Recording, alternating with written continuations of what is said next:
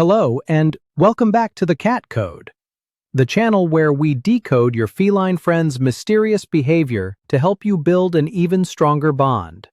Today, we need to talk about one of the most common, and surprisingly, one of the most misunderstood interactions we have with our cats: the simple act of petting their head.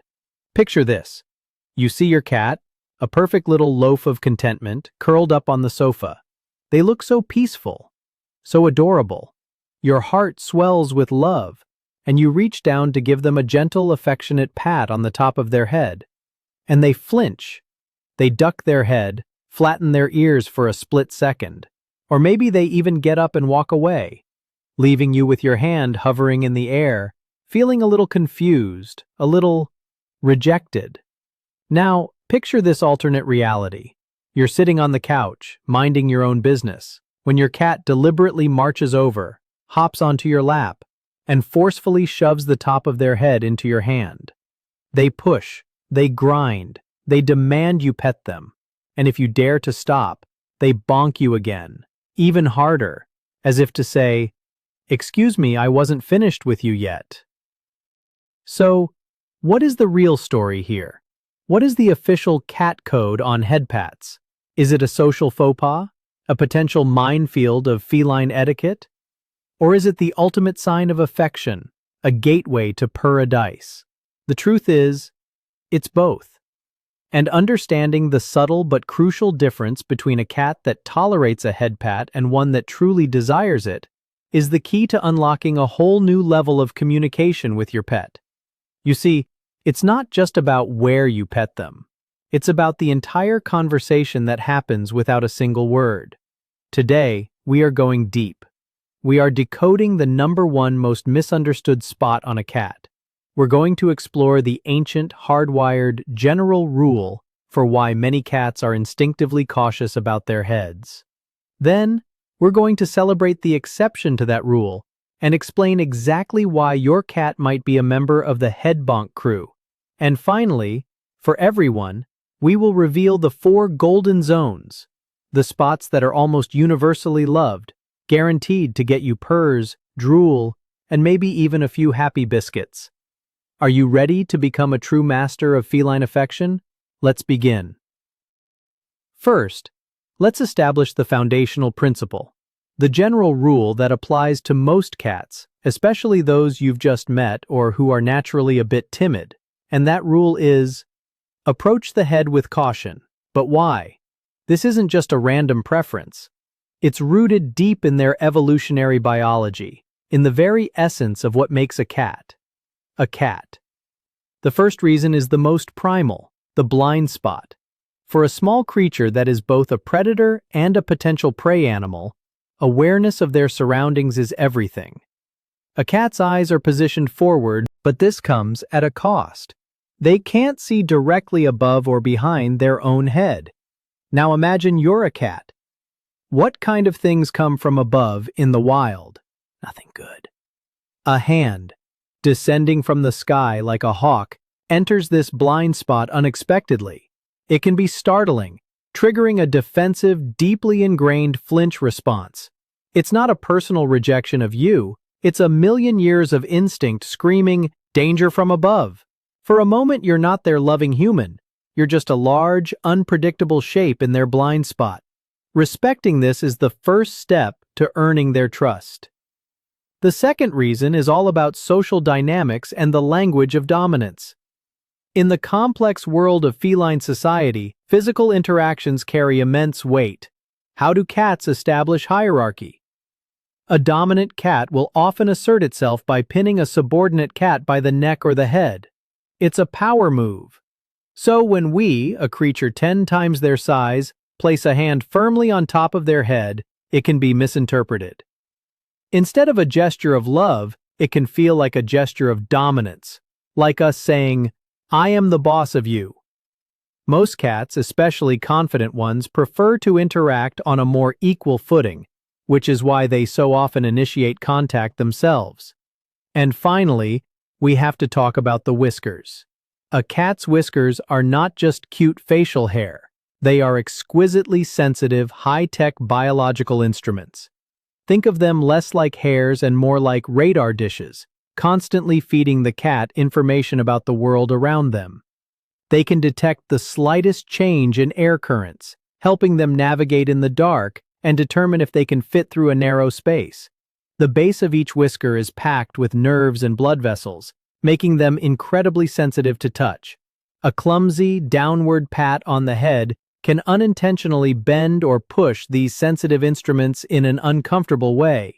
It can be sensory overload, like someone putting their hands over your eyes and ears at the same time.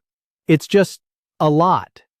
So, to recap the general rule, the blind spot, the signals of dominance, and the sensitivity of the whiskers are three powerful reasons why many cats are, at best, simply tolerant of head pats, rather than truly enjoying them.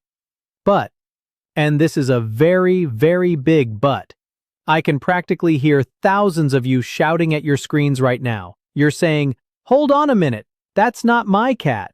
My cat lives for head pats. He sticks his head in my hand if I try to stop." Or, as one of our viewers, Feral NYC 44 perfectly put it, "My cat head bumps me like a battering ram every morning. It's not a sensitive area for her." And to all of you, we say, you are absolutely right. And what you are witnessing is not a cat that's broken the rules. You're witnessing a cat that has bestowed upon you one of the greatest honors in the feline world. When a cat invites contact with their head, when they are the one to initiate the interaction, the entire meaning of the gesture flips on its head. Pun intended. This isn't about you asserting dominance anymore. This is about them marking you as family. A cat's face, especially their cheeks, chin, and forehead, is covered in special scent glands that produce pheromones. These are unique chemical messengers that are, essentially, the cat's signature scent. They are invisible notes of love and ownership. When your cat purposefully rubs their head against you, they are engaging in a behavior called bunting. They are depositing their scent on you, mingling it with yours and creating a group scent. They are, in no uncertain terms, saying, you are one of us, you are safe, you are mine. It's a profound gesture of trust, social bonding, and deep affection. They have decided you are not a threat from above. You are the source of all comfort and security. So, if your cat is a head-bonk fanatic, if they offer you their head for rough nuzzles like commenter Jeffrey's cat, or if they stop you in your tracks to demand a pet like Juan's cat Bobby does, congratulations. You have not just earned their trust, you have been fully accepted into their inner circle. You have been given a badge of honor. You have, in essence, already cracked the code. What you're seeing isn't just a desire for a physical sensation, it's a desire for a powerful emotional connection. Now, whether your cat is a head pat lover or a bit more reserved, there are certain spots that are almost universally adored. These are the petting sweet spots, the golden zones that respect a cat's instincts while tapping directly into their pleasure centers. Mastering these will make you every cat's favorite person. Golden zone number 1 is the welcome mat, the cheeks and chin. This is, without a doubt, the epicenter of feline affection. We already talked about the scent glands, and this area is ground zero. When you gently stroke a cat's cheeks, you are essentially helping them do what they already want to do, mark you as their territory. You are speaking their language directly. For the chin, it's even better. It's a spot that's difficult for them to groom themselves. A gentle scratch under the chin with the pads of your fingers is pure bliss. You'll see them lift their head, push into your hand, and their eyes will start to droop in contentment. This is the good stuff. It's a non-threatening, respectful gesture that says, I see you, I understand you, and I love you too. Golden zone number 2 is the secret garden, the base of the ears. The area just in front of the ears where they meet the head is another powerhouse of friendly scent glands. It's also another one of those hard-to-reach spots. A gentle circular massage here with your thumb and forefinger can send a cat into a state of absolute ecstasy. It mimics the sensation of mutual grooming, a behavior reserved only for trusted companions. Pay attention to their reaction. You'll often see their ears twitch slightly with pleasure. and the purr engine will kick into high gear. It's a simple, subtle touch that communicates immense safety and care. Golden zone number 3 is the safe harbor, the shoulders and neck. If you're ever unsure about a new cat, this is your safest bet. Instead of approaching from the front or above, come in from the side. A slow, gentle stroke along their neck and over their broad shoulders avoids all the sensitive facial zones and the potentially overstimulating back half. This area is muscular and less neurologically dense, so it can handle a bit more pressure. It feels less like a pat and more like a friendly, reassuring massage. It's a gesture that says, "I am your friend, and I mean you no harm." It's the perfect icebreaker for a shy kitty. And finally, we have golden zone number 4. This one comes with a little warning label. We call it the elevator button, the base of the tail. Ah, yes, the famous elevator butt. For a great many cats, a firm scratch right on their back at the spot where the tail begins is a direct line to a pleasure center. It's a highly innervated area, and stimulating it can feel incredibly good, causing that signature reaction where their hindquarters lift into the air. However, this is also a high-risk, high-reward zone. Because it's so sensitive, it can become overstimulated very, very quickly. What starts as a blissful scratch can turn into a sudden whip around with teeth and claws in a split second if you miss the signals. So, if you decide to try the elevator button, pay extremely close attention to their body language. Watch for any tail twitching, skin rippling, or ear flattening.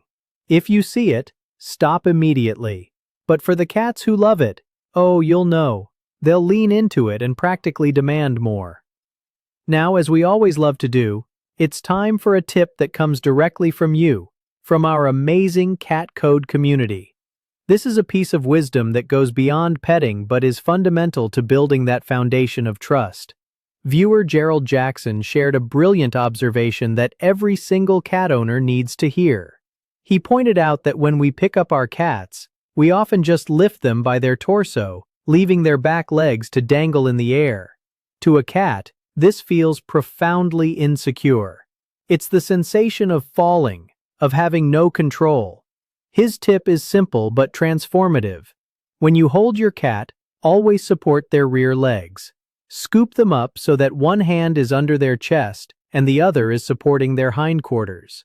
By doing this, you are providing them with a sense of solid ground. You are making them feel safe, secure, and completely supported in your arms. This single change in how you hold them can dramatically increase how much they trust you and how relaxed they are in your presence. It's a beautiful, practical way to say, "I've got you." Thank you for that incredible tip, Gerald. So, as we've seen today, the code is all about context. It's about nuance. It's not about a rigid set of rules, but about listening with your hands and, more importantly, watching for the reply in your cat's every flicker of an ear, half-closed eye, and tail swish. The simple act of petting is a conversation. A hand descending from above might be a question asked too loudly. A gentle chin scratch might be a soft-spoken compliment. And a forceful head bonk from your cat?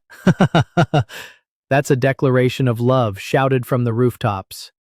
Whether your cat is a devoted member of Team Head-Bonk or a more discerning member of Team Cheeks Only, learning their specific language is the true secret to building that deep, unbreakable bond we all cherish. And now, we have to know. We've talked about both sides, so tell us about your expert at home. Which camp does your cat fall into? Are they proudly on Team Head-Bonk, demanding all the head scratches all the time? Or are they on the more refined Team Cheeks Only, preferring a sophisticated chin scritch? Let us know in the comments below. We absolutely love reading about all of their unique and wonderful personalities. If this video helped you decode your cat just a little bit better today, please do us a huge favor and give it a like. It truly helps the channel reach and help more cat lovers like you. And of course, be sure to subscribe and ring that notification bell so you never miss another secret from the CatCode. Thank you so much for watching. Now go find your cat and give them a perfect pet right in their favorite spot, wherever that may be.